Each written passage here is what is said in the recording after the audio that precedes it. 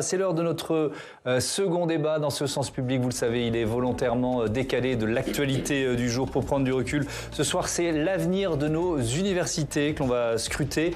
Le 13 janvier dernier, le président de la République présentait ses ambitions réformatrices en la matière et une petite phrase sur le prix de l'enseignement a ravivé les tensions autour des frais d'inscription. Fabien Recker. L'université française pourrait-elle un jour devenir payante ? Le 13 janvier, Emmanuel Macron avait, à demi-mot, ouvert la porte à une possible augmentation des frais d'inscription pour les étudiants. On ne pourra pas rester durablement dans un système où l'enseignement supérieur n'a aucun prix pour la quasi-totalité des étudiants, où un tiers des étudiants sont considérés comme boursiers et où pourtant nous avons tant de précarité étudiante et une difficulté à financer un modèle qui est beaucoup plus financé sur argent public que partout dans le monde pour répondre à la compétition internationale. L'Élysée a depuis rétro-pédalé. Il n'empêche, ces mots ont fait réagir vivement les candidats à l'élection présidentielle.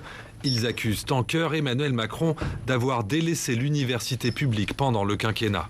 Parler de la hausse des frais d'inscription pour les familles qui sont aujourd'hui en vraie problématique de pouvoir d'achat, alors même qu'il y a un désengagement aussi fort de l'État pour l'université, pour moi, c'est de la provocation. Il a décidé délibérément de sacrifier l'enseignement supérieur et l'université. C'est le président le plus jeune de la Ve République et c'est le président le plus anti-jeune de la Ve République. Ça en dit long.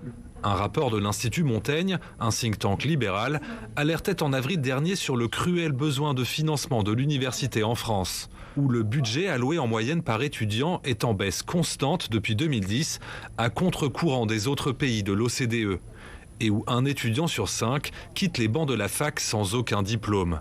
Alors, face au manque de moyens, l'augmentation des frais d'inscription est-elle une solution ? Il y a quelques paradoxes à vouloir répondre aux défis de la jeunesse en décidant ou en proposant que le financement des universités bascule sur les familles